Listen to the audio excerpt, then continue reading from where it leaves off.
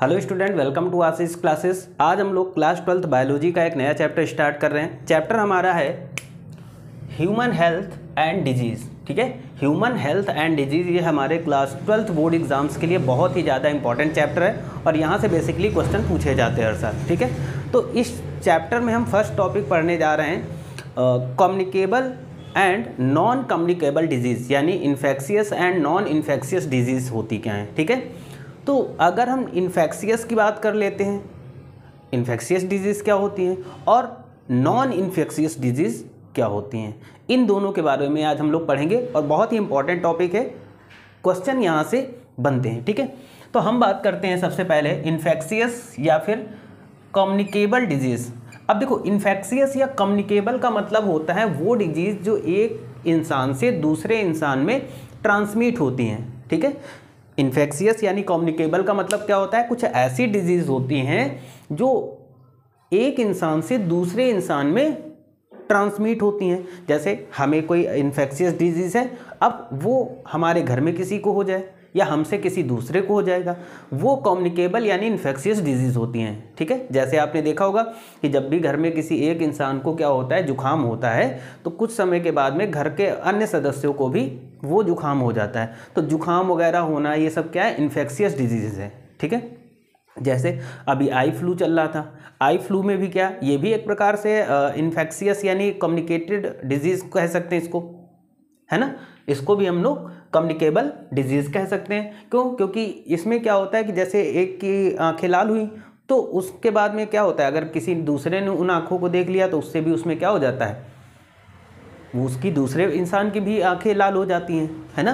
तो ये कहीं ना कहीं कम्युनिकेबल या फिर इन्फेक्शियस डिजीज़ होती है। बेसिकली इसकी डेफिनेशन देख लेते हैं जो हम एग्जाम में लिखेंगे। Communicable disease are those disease which can be transferred from one individual to another. वही चीज़ आ गई कि कम्युनिकेबल डिजीज़ या इन्फेक्शियस डिजीज़ वो होती हैं जो एक इंडिविजुअल से दूसरे इंडिविजुअल यानी अनदर इंडिविजुअल में क्या होती हैं, ट्रांसमिट होती हैं। ठीक है, इस चीज़ को हमने पहले ही समझ लिया कि जो कम्युनिकेबल डिजीज़ होंगी वो क्या होंगी, एक इंडिविजुअल से किसी दूसरे में अनदर में क्या होंगी, ये ट्रांसमिट होंगी, यानी एक इंसान से दूसरे इंसान में जो डिजीज़ हमारी क्या होती, ट्रांसफ़र हो जाती हैं, उनको हम लोग कम्युनिकेबल डिजीज़ बोलते हैं। It is caused by pathogens such as virus या बैक्टीरिया। ठीक, ये बैक्टीरिया, वायरस या फिर फंगी के द्वारा भी फैलती हैं। ठीक है, बेसिकली जो कम्युनिकेबल डिजीज़ होती है वो वायरसेस से होती हैं, बैक्टीरिया से होती हैं और फंगी के थ्रू भी ये क्या होती हैं, फैलती हैं। हम बात कर लेते हैं एड्स की। तो एड्स हमारा क्या है, इन्फेक्शियस है, कम्युनिकेबल डिजीज़ है। जैसे हम कम्युनिकेबल डिजीज़ कैसे इसको समझते हैं, तो एड्स कम्युनिकेबल डिजीज़ इस प्रकार से है कि जैसे मान लेते हैं किसी इंसान को HIV है, एड्स है। ठीक, अब क्या होता है कि अगर उसको जो इंजेक्शन लगाया गया वही इंजेक्शन अगर किसी दूसरे व्यक्ति में लगा दिया जाता है तो क्या होता है, ये उस दूसरे व्यक्ति में भी फैल जाती है। तो इसको हम कम्युनिकेबल यानी इन्फेक्शियस डिजीज़ कह सकते हैं। दूसरा आ जाता है मलेरिया, डेंगू। अब मलेरिया और डेंगू ये भी क्या है, हमारी कम्युनिकेबल डिजीज़ होती हैं, है ना। मच्छर जो काटते हैं, काटने से एक दूसरे में फैलाते हैं। तो मलेरिया और डेंगू ये भी क्या होती हैं, ये फैलने वाली बीमारियां हैं, ये कम्युनिकेबल यानी इन्फेक्शियस डिजीज़ में आती हैं। ओके, उसके बाद में टीबी। अगर हम टीबी की बात करते हैं, ट्यूबरकुलोसिस, तो टीबी भी हमारी क्या है, इन्फेक्शियस डिजीज़ है। जैसे मान लेते हैं कोई टीबी का पेशेंट है, अब वो अगर क्या करता है, खुले में खांसता है। ठीक है, खुले में खांसता है तो खांसी के साथ में जो टीबी के ट्यूबरकुलोसिस होता है वो क्या होता है, फैलता है। मतलब जो एयर में जो जब खांसता है इंसान तो उसके जो पार्टिकल निकलते हैं, छोटे छोटे लिक्विड टाइप के जो पार्टिकल्स होते हैं वो क्या होते हैं, एयर में फैल जाते हैं। और अगर कोई इंसान क्या होता है आसपास है, उसके अंदर ये पार्टिकल चले जाते हैं तो टीबी क्या हो जाता है, ये भी फैल जाती है, यानी दूसरे इंसान को भी टीबी हो जाती है। तो टीबी हमारी क्या होती है, कम्युनिकेबल यानी इन्फेक्शियस है। अगर हम मान लेते हैं हमें टीबी है और हमने यहाँ पर खांस दिया और अगल बगल में 2-4 लोग बैठे हैं तो उनको भी टीबी हो जाएगी। ठीक है, ये कम्युनिकेबल डिजीज़ होती है। ओके, रेबीज़ की बात कर लेते हैं। अब रेबीज़ भी हमारी कम्युनिकेबल डिजीज़ होती है। है ना। जैसे अगर क्या होता है कि जैसे कुत्ते ने कहीं पर हमें चाट लिया और उसका सलाइवा अगर हमें हमारे मुंह के टच में आ गया तो क्या हो जाता है, टीबी वगैरह फैल जाती है। या जिस इंसान को रेबीज़ है उसका कोई जूठा खा ले तो ये क्या होता है, कम्युनिकेबल हो जाती है ना।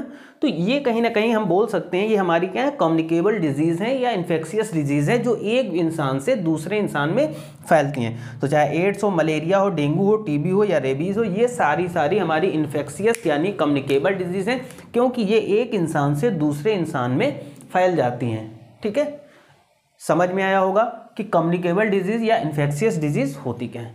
अब हम लोग बात करते हैं नॉन इन्फेक्शनस या फिर non communicable disease. Non infections या नॉन कम्युनिकेटेड डिजीज़ क्या होती हैं, वो डिजीज़ होती हैं जो एक इंसान से दूसरे इंसान में नहीं फैलती। ठीक, अगर किसी इंसान को नॉन इन्फेक्शियस या फिर नॉन कम्युनिकेबल डिजीज़ है तो वो डिजीज़ किसी दूसरे इंसान में उसके थ्रू नहीं फैलती। ठीक, जैसे अगर किसी इंसान को कैंसर है तो ऐसा नहीं कि हम उसको छू ले तो हमें भी कैंसर हो जाएगा, तो कैंसर हमारा क्या है, नॉन कम्युनिकेबल हो गया, है ना।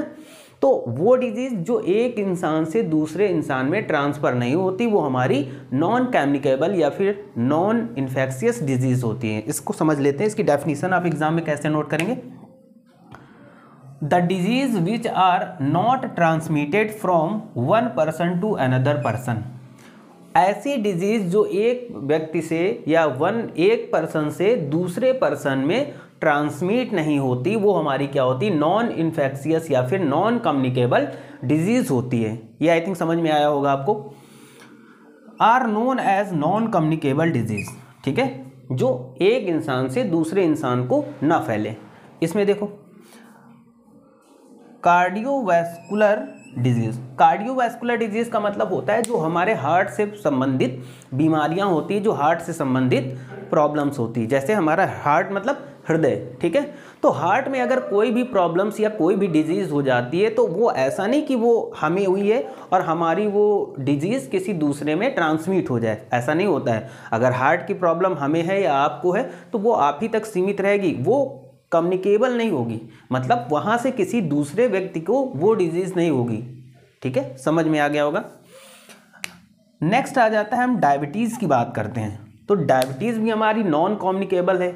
ऐसा नहीं कि किसी इंसान को डायबिटीज़ है, हमने उसको टच कर लिया या उसका जूठा खा लिया तो हमें भी डायबिटीज़ हो गई, तो ऐसा कभी नहीं होता है। डायबिटीज़ हमारी नॉन कम्युनिकेबल होती है, वो ऐसे फैलती नहीं है। ठीक है, तीसरा आ जाता है कैंसर। अब कैंसर की बात कर लेते हैं तो ये भी हमारी नॉन कम्युनिकेबल यानी नॉन इन्फेक्शियस डिजीज़ है, नॉन इन्फेक्शियस डिजीज़ है, नॉन कम्युनिकेबल डिजीज़ है। अब ऐसा तो होता नहीं कि कैंसर वाले पेशेंट को हमने टच कर लिया तो हमें भी कैंसर हो गया, है ना।